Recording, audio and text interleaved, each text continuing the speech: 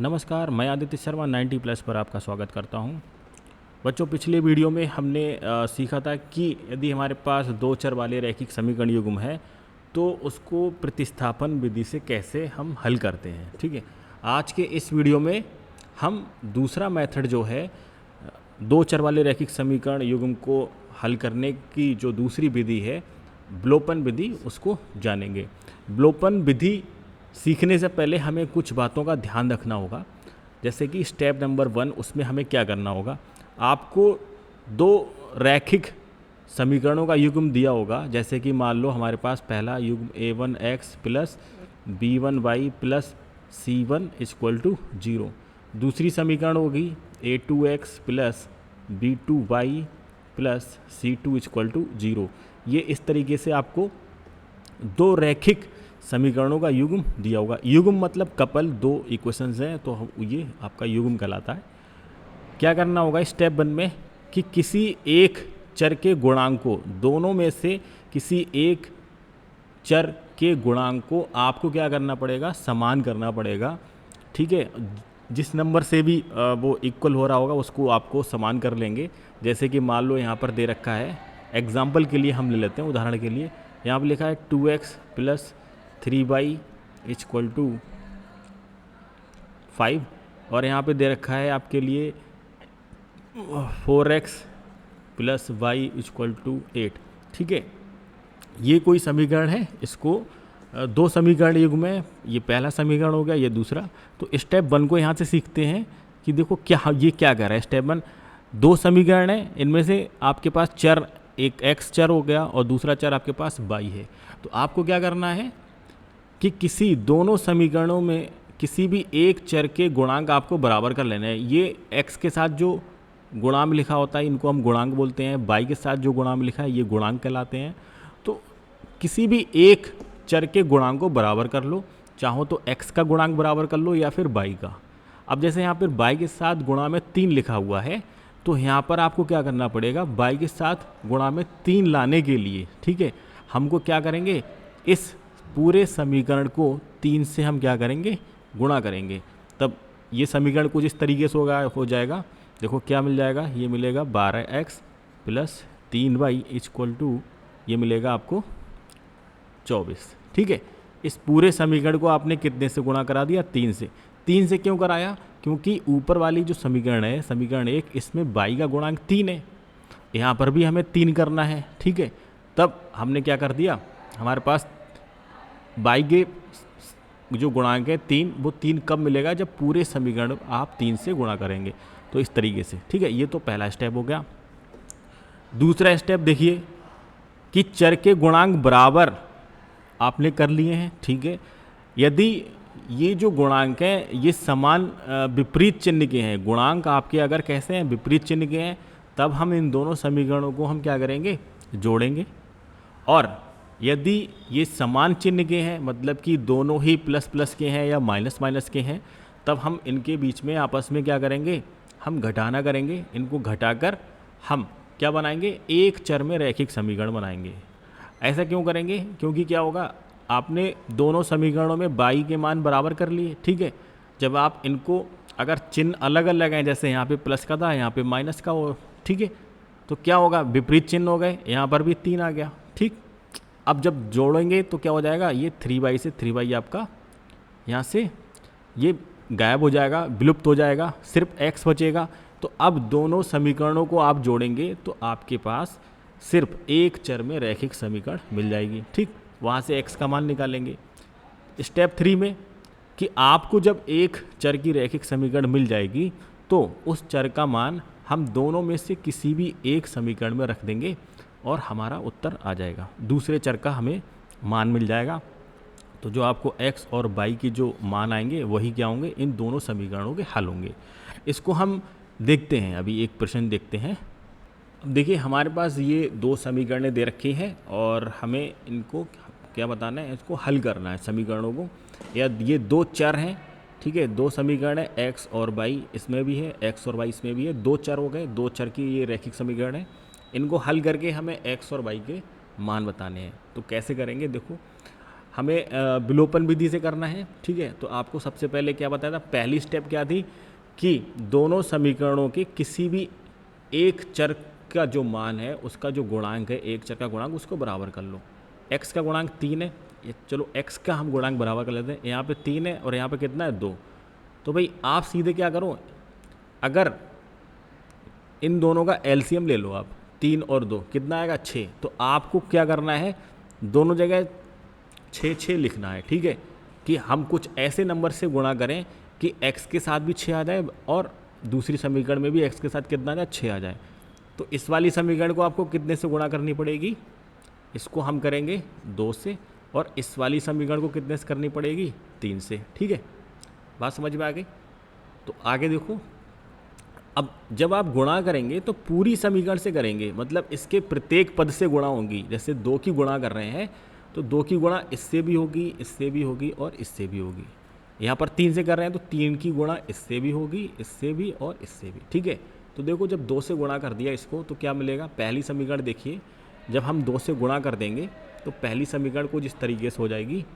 2 की 3x से कराएंगे तो आपको मिलेगा 6x प्लस 2 की 2 से ये 4y बराबर ये 22, ठीक है। मान लो ये हो गई समीकरण नंबर 4। अब 3 से कराओ समीकरण नंबर 2 को, 3 से 2 से कराएं तो ये हो गया 6x प्लस 3 और 3 की मल्टीप्लाई ये 9y बराबर ये मिल जाएगा 12, ये समीकरण नंबर 5, ठीक है। अब यहाँ पर क्या होगा, यहाँ पर देखो ध्यान से, x दोनों ही समीकरण में x के जो गुणांक हैं ये दोनों कैसे हो गए, समान हो गए। पहली स्टेप कंप्लीट हो गई, ठीक है। अब आपको क्या करना है, गुणांक बराबर हो गए। दूसरी स्टेप में आपको क्या बताया था, देखो दूसरी स्टेप में कि आपने जिस चर के गुणांक को बराबर किया है, ठीक है, अगर वो विपरीत चिन्ह के हैं तब दोनों समीकरणों को आप जोड़ देंगे। कब, जब विपरीत चिन्ह के हैं। यदि समान चिन्ह के हैं तब क्या करेंगे, घटाएंगे, ठीक है। ये स्टेप 2 थी। तो आपको क्या करना होगा यहाँ पे बच्चों, अब देखो x यहाँ भी धनात्मक है, पहले समीकरण में x यहाँ भी धनात्मक है आपके, इसमें भी। तो आप क्या करेंगे, 4 में से 5 को घटा दीजिए, ठीक है। जब घटाएंगे तो क्या होगा, जो नीचे वाली समीकरण लिखी होगी उसके चिन्ह बदल जाएंगे, ठीक है। ये माइनस का हो जाएगा, ये भी माइनस का और ये भी माइनस का। हमने क्या किया है, हमने समीकरण 4 में से 5 को घटाया है, ठीक है। 4 में से 5 को क्या किया, घटाया है। अब क्या होगा, अब देखो ये धनात्मक ये ऋणात्मक, ये आपका क्या हो गया, विलुप्त हो गए। विलुप्त होने का मतलब ये आपस में कैंसिल्ड हो गए।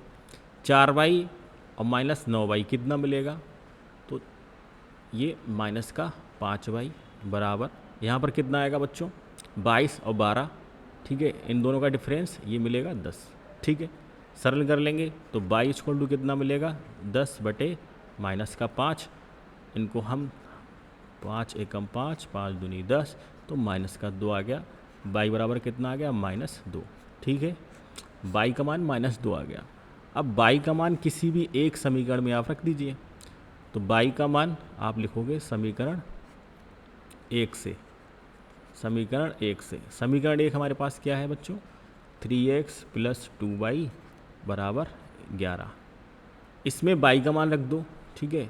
y का मान y बराबर -2 रखने पर,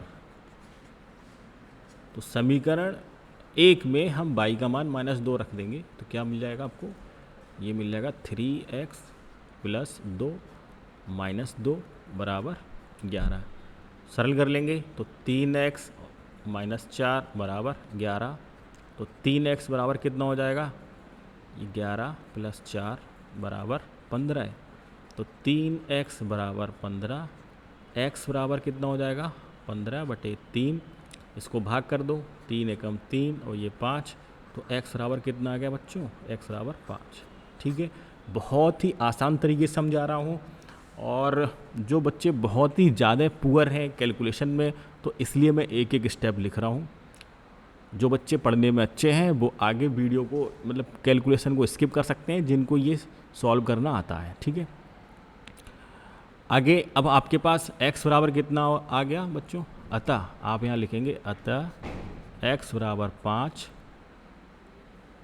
और y बराबर -2 समीकरण के हल हैं।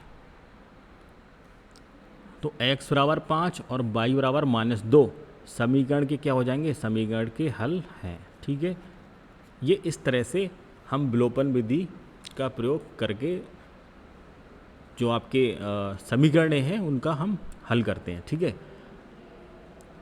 बहुत ही आसान है, इसमें कुछ नहीं करना है आपको। अगर जो भी चर है उसको सबसे पहले तो दोनों समीकरणों में किसी भी एक चर के गुणांक आप बराबर कर लो। बराबर करने के बाद क्या करना है, अगर गुणांक दोनों चर एक जैसे चिन्ह के हैं, मतलब कि दोनों धनात्मक हैं, तो एक आप घटाएंगे।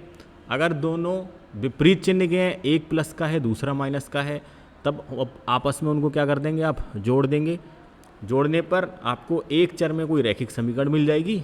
ठीक है, वहाँ से उसका मान उठाकर किसी भी दोनों में से कोई भी एक समीकरण ले लो, वहाँ पर आप मान रख देंगे और दूसरे चर का मान निकल आएगा। ठीक है, एक क्वेश्चन हम और देखते हैं। ये तो हो गया, ये वाला प्रश्न जो था इसका ये उदाहरण था कि जब दोनों चिन्ह हमारे कैसे हैं, गुणांकों के एक जैसे हैं। अब विपरीत चिन्ह का देख लेते हैं। ठीक है, अगला प्रश्न हमारे पास ये है, देखिए पहली समीकरण है ये आपके पास 11x + 15y + 23 = 0, 7x - 2y - 20 = 0। तो सबसे पहले तो आपको क्या करना है, समीकरणों को, जो समीकरणों का मानक रूप है उसमें आपको लिखना है। ठीक है, मानक रूप क्या होता है, मानक रूप आपका ये होता है ax + by + c = 0। तो हम क्या करते हैं कि c को हम दूसरे साइड ले जाते हैं, c को राइट हैंड साइड ले जाते हैं। ठीक है, तो आप क्या करिएगा, ax + by = 0, इस फॉर्म में समीकरण को आप लिख लीजिएगा। ठीक है, तो इसको आप, ये 23 लिखा है, 23 को हम दूसरी तरफ ले जाएंगे। तो देखो यहाँ पर ये मिल जाएगा 11x + 15y = 23 धनात्मक है, दूसरे तरफ जाएगा तो ये कैसा हो जाएगा, -23, चिन्ह इसका बदल जाएगा। ठीक है, ये हो गई आपकी समीकरण नंबर 1। दूसरी समीकरण देखो, 7x - 2y बराबर, यहाँ पर 20 आपका ऋणात्मक है लेफ्ट हैंड साइड में, इधर जाएगा बराबर के दूसरी तरफ जाएगा तो ये आपका धनात्मक हो जाएगा, मतलब प्लस का हो जाएगा। ये हो गई समीकरण नंबर 2। ठीक है, तो सबसे पहले आपको क्या करना है, देखो यहाँ पर बाई ऊपर वाली समीकरण में प्लस का है और नीचे वाली समीकरण में बाई माइनस का है। ठीक है, तो आपको क्या करना है, इनके जो बाई के गुणांक हैं, ठीक है, इसको आप बराबर कर लो। देखो यहाँ पर 15 लिखा है, यहाँ पर कितना है, 2। अब ऐसा कोई नंबर बताओ, ठीक है, जैसे यहाँ पे इन दोनों का एलसीएम कितना आएगा बच्चों, 30 आएगा। या फिर आप एक काम करो, बहुत ही आसान तरीका, नीचे वाले समीकरण के गुणांक को इससे मल्टीप्लाई करा दो और ऊपर वाले समीकरण के गुणांक को नीचे से मल्टीप्लाई करा दो। ठीक है, ये सबसे आसान हो जाएगा फिर आपके लिए। ठीक, तो कहने का मतलब क्या हो गया, पहली समीकरण जो है इसको आप गुणा कराएंगे कितने से, 2 से, जो नीचे नंबर लिखा है इससे मल्टीप्लाई करा दो, और जो नीचे समीकरण लिखी हुई है समीकरण 2, इसको आप करा दो इससे मल्टीप्लाई, मतलब यहाँ पे 15 से करा देंगे। ठीक है, गुणा करा दो भाई, क्या होगी, तो 2 की हम 11 से कराएंगे तो ये मिलेगा आपको 22x प्लस ये हो जाएगा 30y बराबर 23 दूनी - 46, ये समीकरण नंबर हो जाएगी 3। 15 से कराएंगे, 15 सत्ते 105x और 15 दूनी 30, तो -30y बराबर 15 दूनी 30 और एक जीरो और लगा दिया, ये हो जाएगा 300। ये हो गई समीकरण नंबर 4। ठीक, अब आपको क्या करना है, आपने बाई के गुणांक बराबर कर लिए, बाई के गुणांक क्या कर लिए, बराबर, यहाँ पर भी 30 आ गया, यहाँ पर भी 30। अब देखो बाई समीकरण नंबर 3 में धनात्मक है और 4 में ऋणात्मक, तो हम क्या करेंगे, हम किसी भी तरीके से बाई हमें क्या करना है, विलुप्त करना है। अब देखो 30y में आप -30y जोड़ेंगे तो क्या मिलेगा, 0, मतलब ये टर्म आपकी ख़त्म हो जाएगी। ये पद बाई वाला जो पद है वो दोनों समीकरणों से क्या हो जाएगा, ख़त्म हो जाएगा। ठीक है, तो हम दोनों समीकरणों को क्या कर देंगे, जोड़ देंगे। ठीक है, तो आप यहाँ पर लिख देंगे 3 + 4, आपने 3 और 4 को क्या कर दिया, जोड़ दिया। अब देखो जोड़ने पर क्या होगा, ये आपका बाई से बाई हो गया विलुप्त या गायब हो गया, 30y और ये ख़त्म। 105 में 22 जोड़ेंगे तो मिलेगा आपको कितना, 127x बराबर 300 में से 46 माइनस करा दो तो यहाँ पे बचेंगे 4 और ये 5 और यहाँ पर कितना 254, ठीक है। x बराबर क्या आ जाएगा, यहाँ पर देख लो, x बराबर आ जाएगा 254 बटे कितना 127, 127 एकम 127, 127 दूनी 254, तो x बराबर आ गया आपके पास 2, ठीक है। अब x बराबर 2 का मान यहाँ लिखेंगे, x बराबर 2, या फिर इसको ऐसे लिख लो, x का मान समीकरण 1 में रखने पर, यहाँ पर लिख दो x का मान समीकरण 1 में रख दो या 2 में रख दो, जो आपका जी चाहे वो कर दो, समीकरण 1 में रखने पर। समीकरण 1 क्या है बच्चों हमारे पास, ये है। तो समीकरण 1 आपके पास है 11x प्लस 15y प्लस 23 बराबर 0। अब यहाँ पर देखो समीकरण 1 में जहाँ भी x है तो x की जगह आपको 2 रख देना, ठीक है। तो 11 गुणे 2 प्लस 15y प्लस 23 बराबर 0। यहाँ पर देखिए इसका जो कैलकुलेशन है, 11 दूनी 22 हो जाएंगे, ये 22 प्लस 15y प्लस 23 बराबर 0। तो 22 और 23 जोड़ेंगे तो कितना मिलेगा, 15y प्लस 22 और 23 आप जोड़ेंगे तो कितना मिलेगा, 45 बराबर 0। अब 45 को उधर ले जाओ दूसरी तरफ, तो 15y बराबर 45, ठीक है। तो y बराबर मिलेगा 45 बटे 15, ठीक। हमें y का मान निकालना है, तो y के साथ जो गुणा में लिखा होता है, जब वो दूसरी तरफ जाएगा तो वो बटे में आ जाएगा, ठीक है, राइट हैंड साइड के। इसको ध्यान रखना है कि y का जो गुणांक होगा वो जब दूसरी तरफ जाएगा तो वो बटे में आ जाएगा। यहाँ पे y के साथ गुणा में 15 है, इसको दूसरी तरफ ले जाएंगे तो ये बटे में आ जाएगा 15, ठीक है। अब 15 से इसको भाग कर देंगे, नीचे वाली संख्या से ऊपर वाली संख्या को भाग देते हैं, 15 का पहाड़ा पड़ेंगे, 15 एकम 15, 15 तियाँ 45, तो y बराबर हमारे पास आ जाएगा 3, ठीक है। अब आपके पास दोनों मान आ गए x के, हमारे पास आ गया x बराबर कितना आ गया बच्चों, x बराबर 2 और y बराबर 3। यही जो है समीकरण के क्या है, हल है, ठीक है। इस तरह से हम विलोपन विधि का प्रयोग करके क्या निकालते हैं, हम दो चर वाले रैखिक समीकरणों को हम क्या करते हैं, हल करते हैं, ठीक है। देखते हैं एक क्वेश्चन और करके देखते हैं उसको, तब आगे और आपको अच्छे से समझ में आ जाएगा। यहाँ पर बच्चों ये देखो 45 इधर जाके माइनस का हो जाएगा, ठीक है। तो आपके पास ये माइनस का 3 आएगा, ठीक। क्या आएगा, y बराबर माइनस का 3, तो y हमारे पास माइनस का 3 आएगा, ठीक है। 45 इधर जाके ऋणात्मक हो जाएगा तो y माइनस का 3 आएगा, ठीक है। इसको सही कर लीजिए आप। देखते हैं दूसरा प्रश्न। अब दूसरा प्रश्न हमारे पास ये है बच्चों, इसको देखिए समझिए। अब आप ये प्रश्न देख के थोड़ा सा घबरा रहे होंगे, ये क्या लिखा हुआ है यहाँ पे, पहले तो बहुत आसान समीकरण थी। तो कुछ नहीं करना है, आपको बताया था कि जो समीकरण आपको थोड़ी सी टेढ़ी मेढ़ी दिखाई दे, पहले उसको सरल कर लो। उसको आप जो मानक रूप है ax प्लस by प्लस सी बराबर 0, इसमें आप समीकरण को लेकर आएँ इसको सरल करके। तो सरल कैसे करेंगे, देखो ये यहाँ पे ब्रैकेट खोल दो, 7 से अंदर इसकी गुणा करा दो, ठीक है। तो 7 की 22 से गुणा, देखो ब्रैकेट के बाहर जो भी नंबर लिखा होता है, जब ब्रैकेट हटाते हैं तो बाहर वाले नंबर की ब्रैकेट के अंदर जितने भी टर्म्स होते हैं, जितने भी पद होते हैं, सबसे गुणा होगी। मतलब 7 की 22 से भी गुणा होगी और 7 की 3 से भी गुणा होगी, ठीक है। ऐसे ही यहाँ पे 2 है तो 2 की x से भी गुणा होगी और 2 की 2 से भी गुणा होगी। अब ब्रैकेट से पहले है माइनस चिन्ह, तो क्या होगा, ब्रैकेट खोलने पर आपके क्या होंगे, ब्रैकेट के अंदर जो भी पद हैं उनका चिन्ह बदल जाएगा। जो धनात्मक है वो ऋणात्मक हो जाएगा और जो ऋणात्मक है वो धनात्मक। तो देखिए कैसे करेंगे इसको। हमारे पास है 7y प्लस 3, तो ब्रैकेट खोलेंगे इसको, ब्रैकेट आप इसकी खोलिए, 7 की 22 से गुणा कराएंगे 7y, 7 की 3 से प्लस का 21, माइनस 2 की x से कराएंगे तो माइनस का 2x, माइनस 2 की 2 से कराएंगे तो माइनस का कितना हो जाएगा 4 बराबर कितना 14। अब जो चर हैं चर को चर के साथ लिख लो और नंबर को नंबर के साथ, जो संख्या को संख्या में, ठीक है। तो 7y माइनस का 2x, 21 में से 4 जाएंगे, यहाँ पे देखो 21 आपके पास धनात्मक है और 4 ऋणात्मक है, तो 21 माइनस 4 करेंगे बच्चों, कितना बचेगा आपके पास, बचेगा 17। कितना बचेगा, 21 माइनस 4 करेंगे तो ये हो जाएगा आपके पास प्लस का 17 बराबर 14।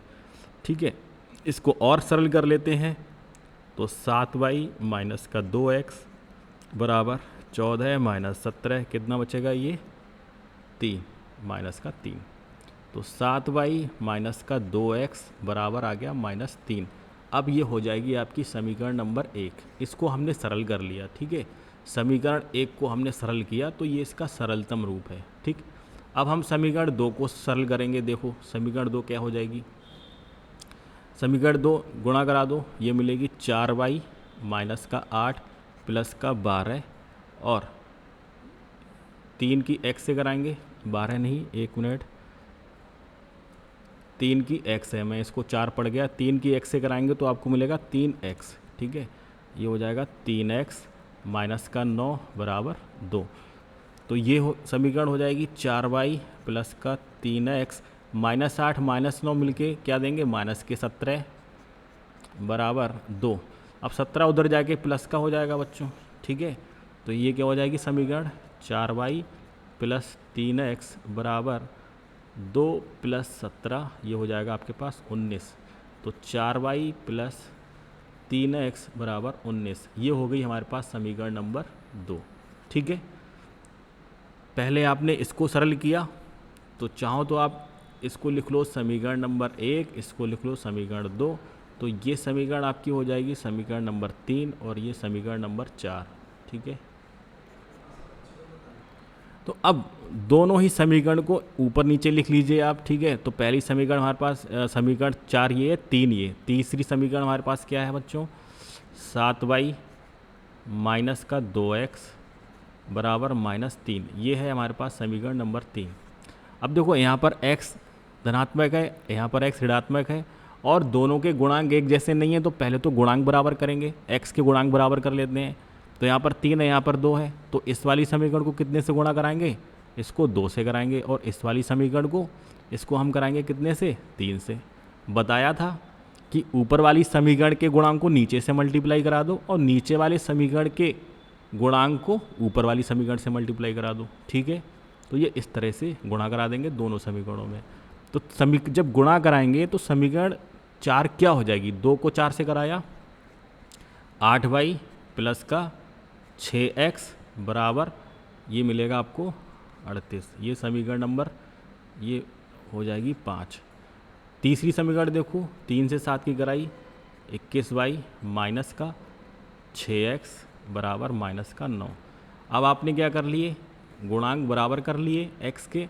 अब हम इन दोनों समीकरण को क्या कर देंगे, जोड़ देंगे। ठीक है, समीकरण को जोड़ दीजिए, x से x यहाँ पे ख़त्म हो गया, 21 और 8 ये हो जाएंगे 29y बराबर कितना, 38 में से 9 जाएंगे बच्चों, कितने बचेंगे, ये आपके पास 29 बचेगा।